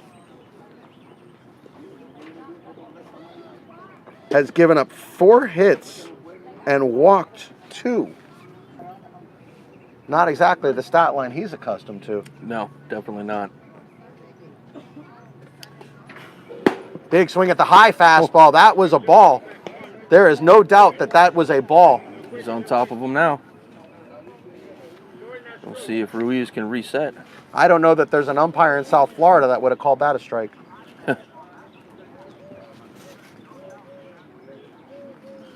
Ruiz now behind the 8 ball, 0-2. In the dirt, Thorndike does well to block it.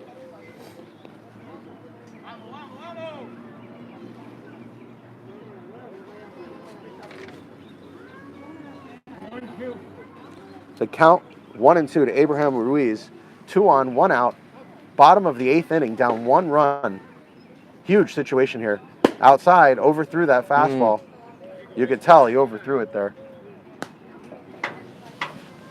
And now Ruiz has fought back to an even 2-2 count. Marlins fans breaking down their tent already.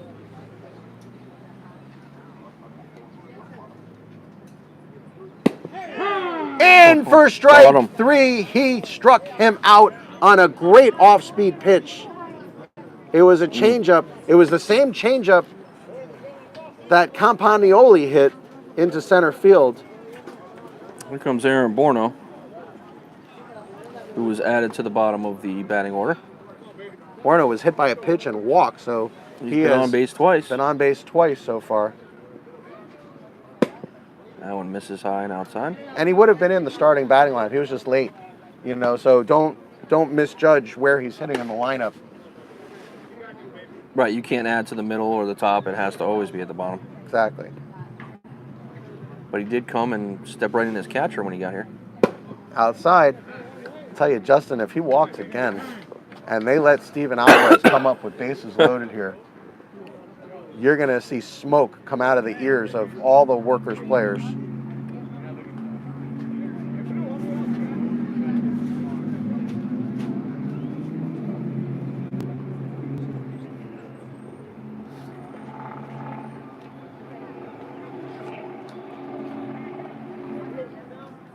what a tense situation this is.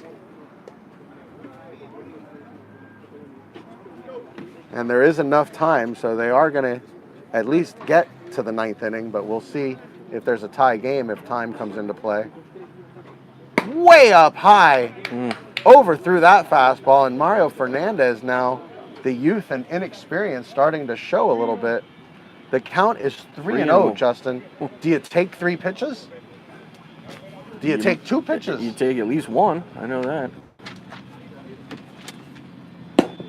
There's a curveball. Wow, that is a gutsy call by Wilder Thorndike to call the curveball on a 3-0 count.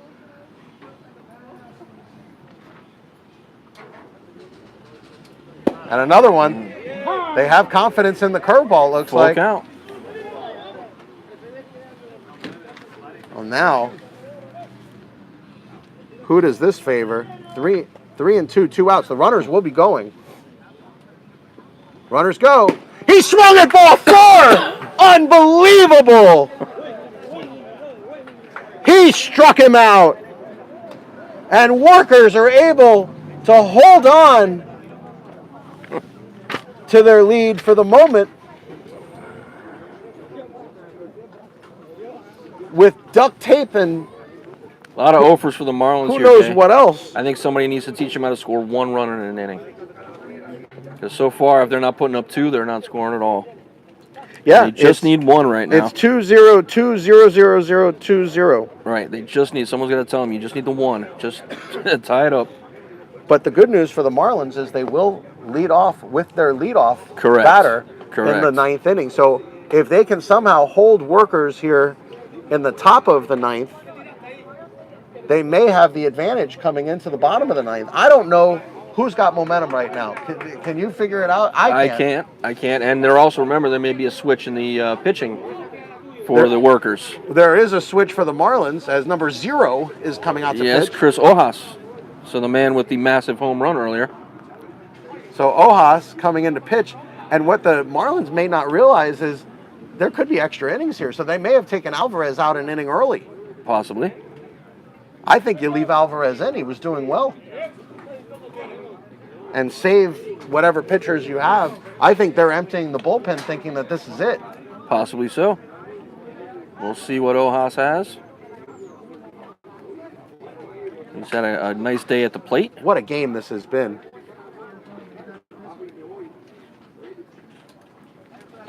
So, for the workers, it's going to be Santiago Narciande, the manager, who today is 1 for 4 with a triple and 2 strikeouts. Then it'll be Yasmani Prieto, who is 3 for 4 on the day, singled in the first, tripled and scored in the third, also had an RBI, and singled in the 7th. And then Edel Avila, who is 2 for 4 on the day, singled in the first, singled in the third. There's a lizard. The curly-tailed lizard's going to go after that thing you just threw off your shirt.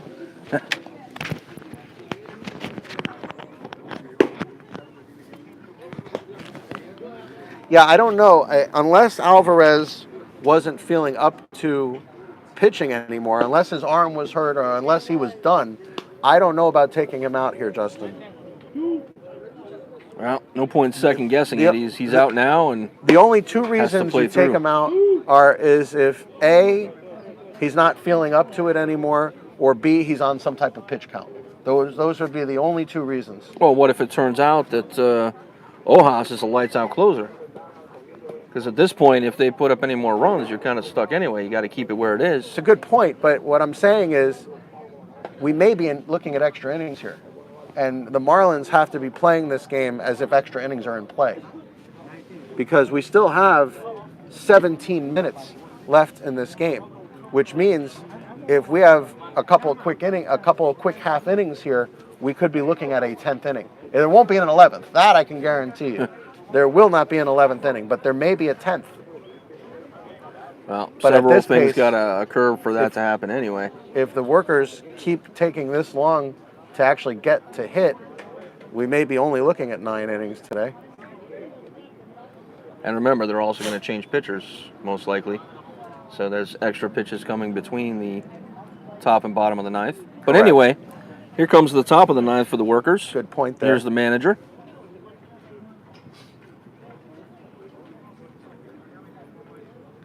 Ojas with an off-speed offering outside. Of course, Ojas hit that mammoth home run to left field to get the Marlins back in this game when they were down early. Hit hard but foul. The one thing Ojas must do is throw strikes. Yes. Must throw strikes. You cannot walk anybody at this point. No, he has to let his defense take over behind him. Can't afford to give any bases. Comes left low. He holds up. Good curveball, but not good location. Had a nice break to it.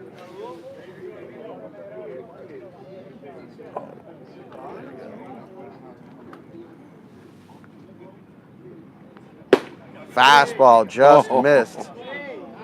That was close.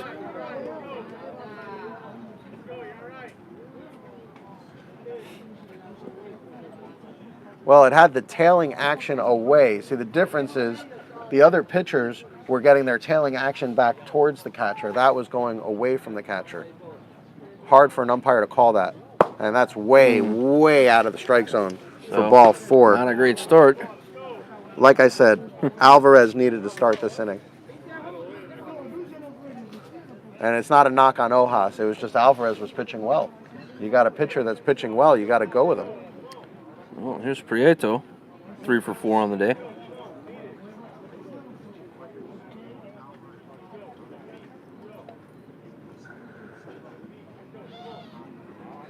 Fastball in for a strike.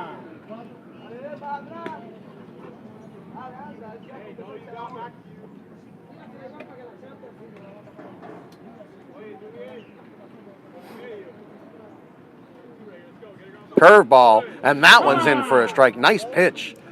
And Good brushed him inside back off curveball. the plate, too. He's setting up a lot of pitches here with that brushback curveball. And the fact that he was able to throw it for a strike is a bonus. Another curveball. Hit into right field. That's going to be a base hit for workers. And the runner will make it all the way to third base. And now he's taking second. Look at this. He's in a rundown. And he's out. And he's out. So they get the out. Wow, that's an odd play there. Yes, it is. I'll tell you, that's an odd decision, Justin. You've got the lead. You're in the 9th inning. You just got a base hit. Be satisfied. Yeah. Be satisfied. There's no advantage to you getting to second base there. No, he tried to push it.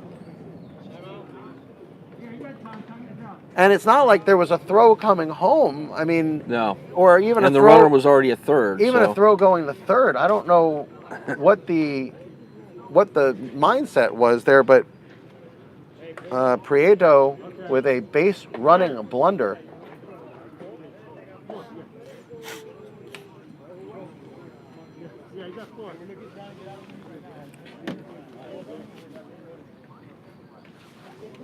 So that'll bring up Avila, who is 2 for 4 on the And day. he is intentionally walked. Avila gets an intentional walk. They're going to intentionally walk Avila to get to Wilder Thorndike. I don't believe it. I've never seen anybody walk somebody to get to Wilder Thorndike before, who, like I said, I believe is the best hitter on their team. And once again, he proves it as he gets a ball into the outfield that's going to score another run. Yes, it is. Another base hit for Wilder Thorndike. That's his 3rd hit of the day. If you're going to walk one, you got to walk both. You got to walk Wilder too. If you're gonna walk Avila, you have to walk Wilder Thorndike. I just don't understand what the Marlins were trying to do there. Well, that may cost them. They're now down by 2. That is a huge mental error on the part of the Hialeah Marlins, who have played a great game. This is Rafael Rodriguez. He had a single and came around to score in the 6th.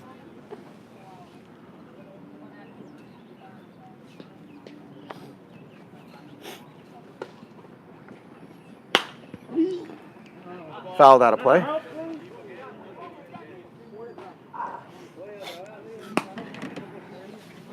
Poquito ayuda.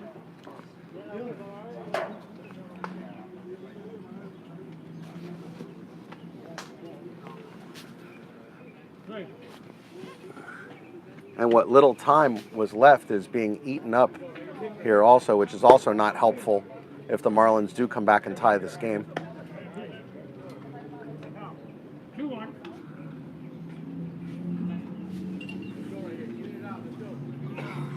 And now the count 2-1 to Rodriguez,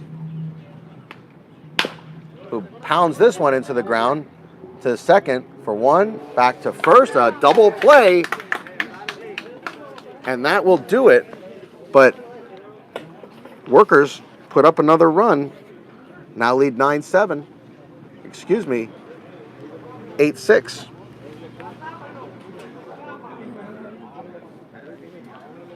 So Workers lead 8-6.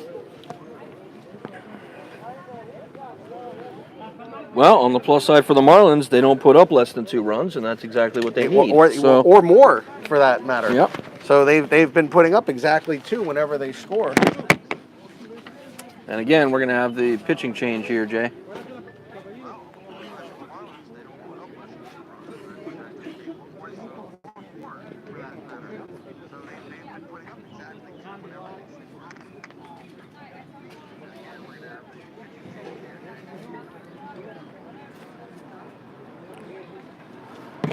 Or are we? Yes, we are. Yes. So it is number 30 Ofam. coming in. Ofam 0 for 4 at the Now, plate. Justin, he can't possibly give up the game winner right after going 0 for 4 with 4 Ks. That's not even a possibility, is it? I'm not sure.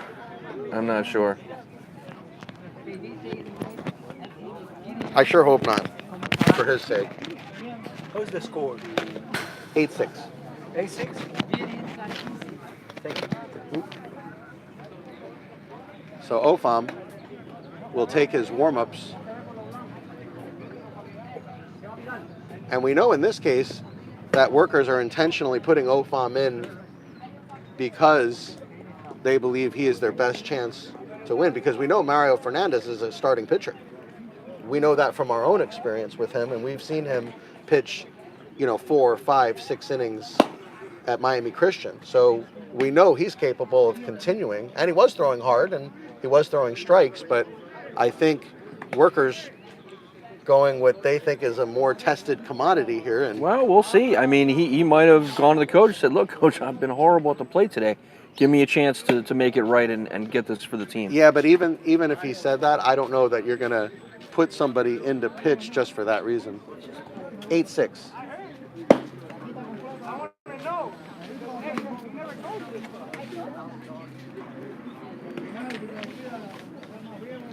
A lot of confusion over the score, as we've now been asked several times by different people, including scorekeepers, what the score is, as if we're the official score book. But It's okay. we are more than happy to give the score.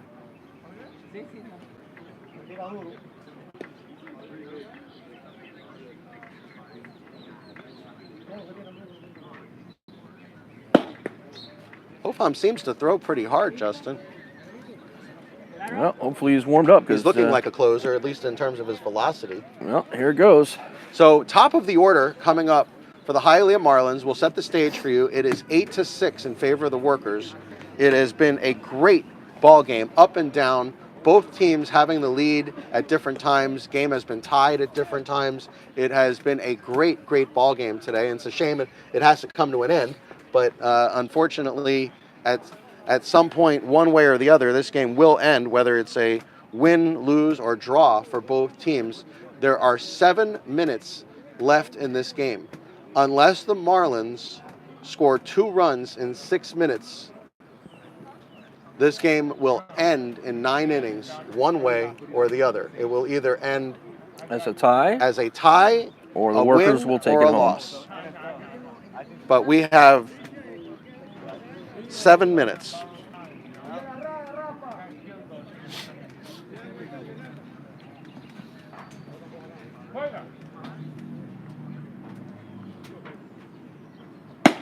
Fastball right down Broadway at the knees, in for a strike. You can see the velocity on that one, Justin. He's pumping gas.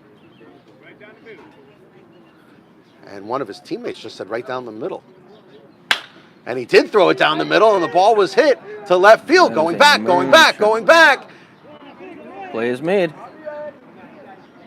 Unbelievable, Justin, as the center fielder actually made his way all the way into left field to make that catch. That is quite a catch. And this is, I would say, the last chance for the Marlins here. Last best chance, let's say. Wow, I can't believe he made that catch. It'll go as an F8 in the scorebook, but that was really the left fielder's ball. Yes, it was. If anybody's. Mhm. It probably was a hit. Yep. But he deferred to the center fielder who was coming over with a lot of speed, and the play was made. I'm sure he doesn't care who got it, as long So as it was now- one of them. This is Jose Cepeda. Cepeda doubled and scored in the first, singled and scored in the third, singled in the fifth, and struck out looking in the seventh on a pitch he thought was out of the strike zone.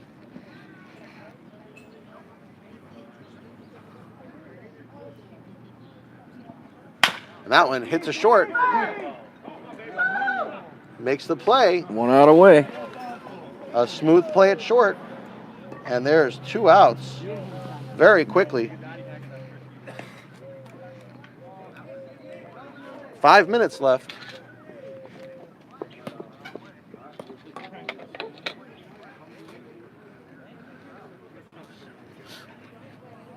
And the last hopes rest on the home run hitting Chris Ojas,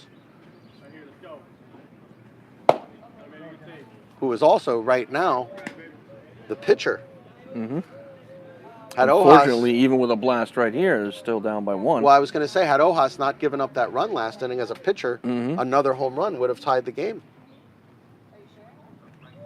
Oh, That one hit, and that's a base hit to left field. Ojas is able to get the tying run to the plate in the form of Max Gonzi. Gonzi today, 1 for 4 with a double in the third.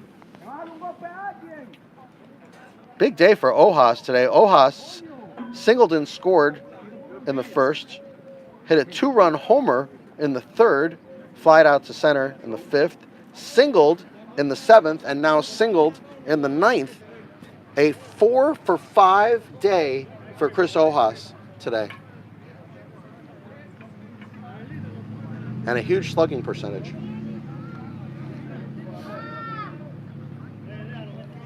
So here's Max Gonzi. Low for a ball. They have to keep throwing strikes. I know you don't want to pitch to Gonzi here, Justin, but you got to keep throwing strikes. If you somehow lose Gonzi to a walk, then you're in huge trouble because now the winning run gets on base. And he does throw a strike, and Gonzi swings right through it. Ofam challenging these Marlins hitters, and so far, the Marlins hitters have not been able to capitalize other than Ojas with that base hit.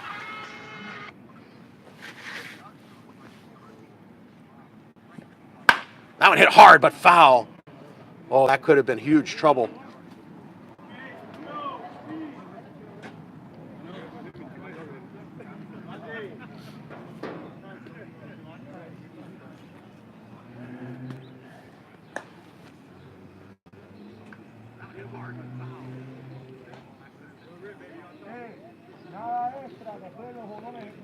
Tense moments here at Walker Park. Tying run is at the plate. It is 8-6 workers with 2 outs in the bottom of the 9th inning. Fastball outside. And you have the number 4 hitter at the plate with a runner at first base, a home run would win the game right now for the Marlins. Excuse me, tie the game. No, tie the game. Yeah. You had me Curveball left counting up base high. runners there for a second. Yeah, excuse me, I had my math wrong. A home run would tie the game, and there are Full still count. Here we go. 2 minutes left in this game, so that would make things very interesting. A home run would. Full count.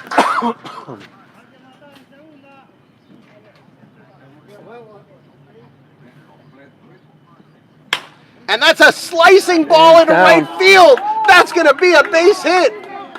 So Gonzi does his job and hurts himself on his way to first, it looks like. Hobbling around a little bit, but Gonzi with a slicing base hit into right field. And now the winning run has come to the plate. The tying run is at first base, and there is a courtesy runner at first base, which is Jose Zepeda. So you do have some speed at first base, which is the tying run, and Gonzi does his job. Although he does seem worse for wear as he is hobbling towards the dugout. What a situation here, Justin. You couldn't ask for more drama. No, you could not. Bottom of the ninth inning, tying run at first base with 2 outs. And you have the number 5 hitter, Jose Marte, coming to hit, who doubled an RBI double in the first inning, and since then has gone hitless, grounded to third, struck out, flied to right, but has had good at-bats. And the one thing you don't want to do is give up a stolen base here. Well, he gave a strike there, giving the runner Zepeda an opportunity to maybe try to steal second, because if he steals second, Justin, a single ties the game. Yes, it Right does. now, a single doesn't do very much for you.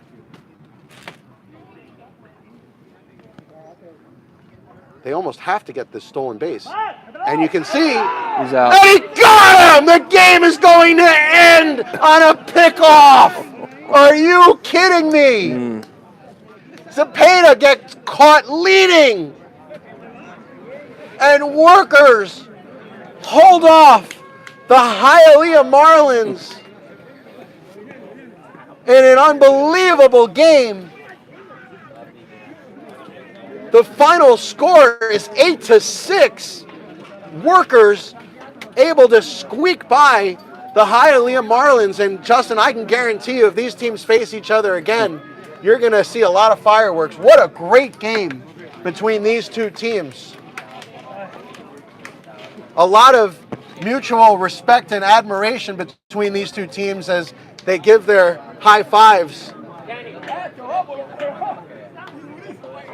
But what a great game, and what an interesting ending to a great game, as the Hialeah Marlins had the tying run at first base. Both teams knew how critical getting that runner over in a steal was, and Workers able to win that little dogfight there and get the pickoff to end the game.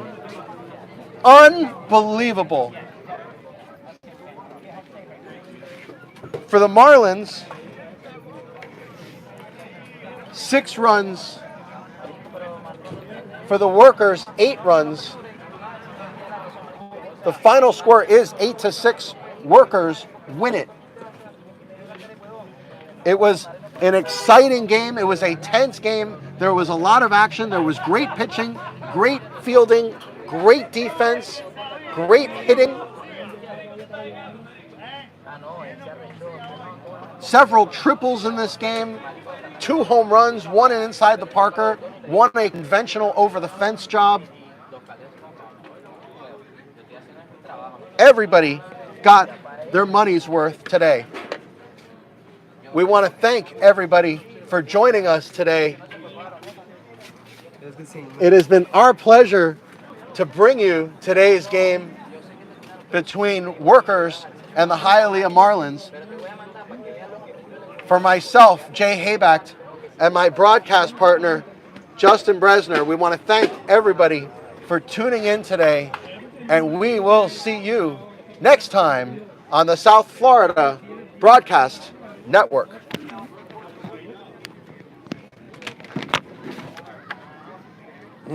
Man, it's crawling. Okay. Alright, it's crawling in.